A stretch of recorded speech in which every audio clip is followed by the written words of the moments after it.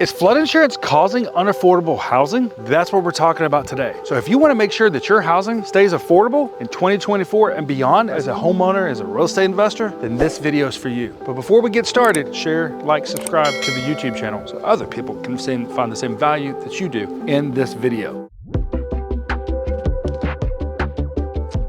Hi, I'm Chris, the flood insurance guru. More than 12 years ago, I bought a house like this in this type of flood zone. And my housing affordability was going through the floor. My flood insurance premiums that were supposed to be $300 were gonna go to $3,000. This literally sent my house payment up $300 a month. This was making flood insurance unaffordable for me on my housing situation. So today, we're talking about homeowners and real estate investors. We're talking to you, how potentially insurance could cause unaffordable housing and what can you do about it? What can you detect that could kind of help you if you're looking at buying a property to protect yourself on this? So in order to understand the impacts insurance is having on making housing unaffordable, we've got to understand on the flood insurance side, how are these rates built? You know, what's happening that might be causing housing to be unaffordable? So let's talk about the National Flood Insurance Program a little bit. Remember, a couple years ago, and if you haven't watched our other videos on this, we talk about how the National Flood Insurance Program actually no longer uses flood zones to determine flood insurance rates. Look, that's awesome for you as a homeowner, but it's good and it's bad because the other factors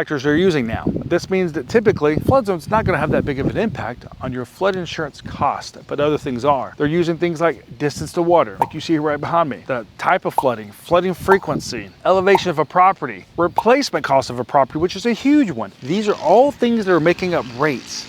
Now let's talk about private flood insurance. You know, private flood insurance is also using things like replacement cost, distance to water. Then they're using a flood risk score, and you can get your flood risk score in the description of this video, and you'll get a score of 0 to 100, which are the chances of your property flooding over a 30-year course of time. The higher this risk score, potentially, the higher your premiums could be. Now we've talked about the National Flood Insurance Program. We've talked about private flood insurance. You know, let's talk about unaffordable housing. What potentially is having a big impact here?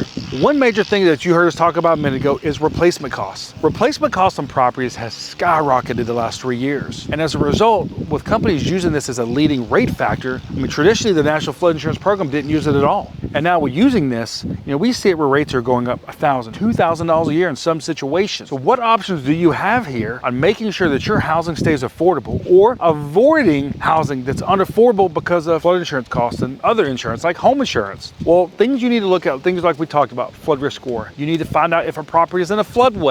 Remember, a floodway is basically the overflow area of a flood source. If you're at a river or creek, it's kind of the overflow area. There's a lot of housing that's built in floodways. And as a result, a lot of private companies will not offer flood insurance. And the National Flood Insurance Program charges more for this typically because of distance to water.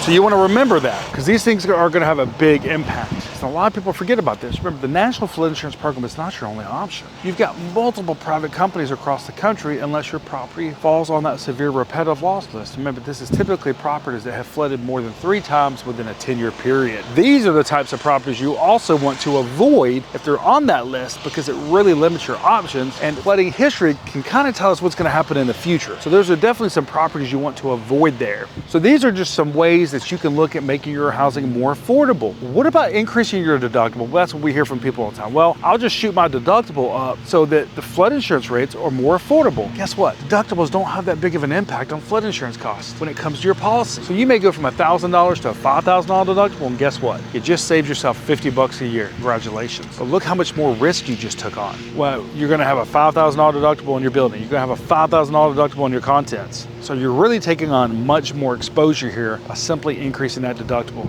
So that's something you want to remember there. But when it comes to unaffordable housing, you know, things like severe repetitive loss, floodways, flood zones don't have as much to do with it. That flood risk score has a lot to do with it. So what can you do to maybe lower your flood risk score? Well, you potentially could put in things like flood vents. You could work on different mitigation measures, maybe dry proofing or wet proofing, redirecting water. But you want to make sure that you don't violate encroachment review, which is having a negative impact on someone else's property because you're redirecting water. All these things could potentially help. You could also work with your community to make sure they get involved in the community rating system of the National Flood Insurance Program. Remember, this is the program where community goes above and beyond FEMA's requirement. And as a result, when they do certain things, communities are getting additional discounts on flood insurance. Tulsa, Oklahoma, for example, went from about 6, 7 a couple years ago to a 1. They basically went from about a 15-20% discount every year to a 45% discount, making housing much more affordable from a flood insurance standpoint. So these are just some things that you can do that make unaffordable housing housing more affordable in areas where flood insurance is going to be required. If you're out there shopping for flood insurance and trying to figure out, hey, should I buy this property? Or, hey, what can I do about my existing property? Click in the description below. Make sure to download our guide to flood insurance, where we walk you through step by step on what to do. Maybe you're ready to get a flood insurance quote. You can do that in the description of this video as well. Or maybe you just want to know what the difference is between the National Flood Insurance Program, private flood insurance. Click up here in the corner of this video and watch our playlist on understanding flood zones and the National Flood Insurance Program and private flood insurance.